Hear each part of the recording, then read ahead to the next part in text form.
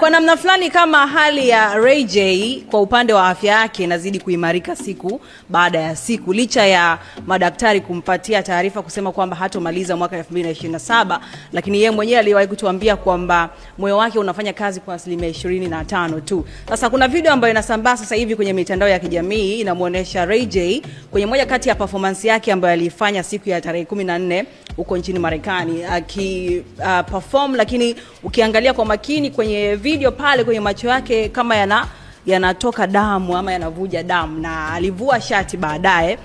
Ikaonekana kama kuna kitu hapa kwenye upande wa moyo wake, kama monitor, kitu ambacho kinamsupport kwenye upande wa moyo wake. Of course sawa, anapitia ile situation ya matatizo ya moyo lakini pia mapafu na vitu kama hivyo hapo, lakini sidhani kama ulikuwa ni wakati sahihi kwa upande wa Ray J kutokea na kuanza kufanya shows. Of course yeye ni msanii, asipofanya kazi atakuwaje? Lakini kwa upande mwingine sitaki kuamini kwamba kweli Ray J anapitia hali ile hapo ambayo ametuonesha kwenye video hii hapo.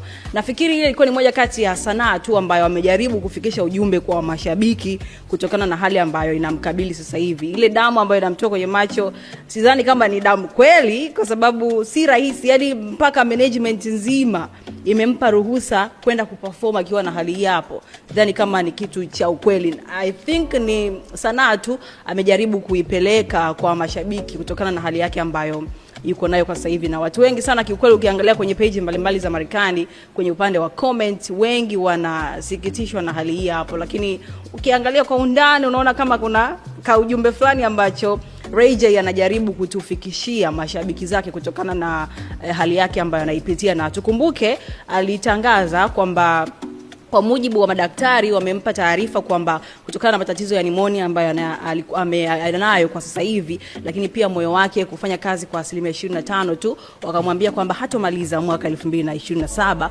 kutokana na hali yake ambavyo yuko nayo sasa hivi. Na sidhani, kwa sababu siku zote Mwenyezi Mungu ndio anaamua tutafika wapi, japo sipingani na vipimo vya madaktari, wameshatoa ujumbe wao ama wameshatoa ya kwao kutokana na vipimo vyao walivyofanya, lakini sidhani kama kweli hatomaliza mwaka 2027. I think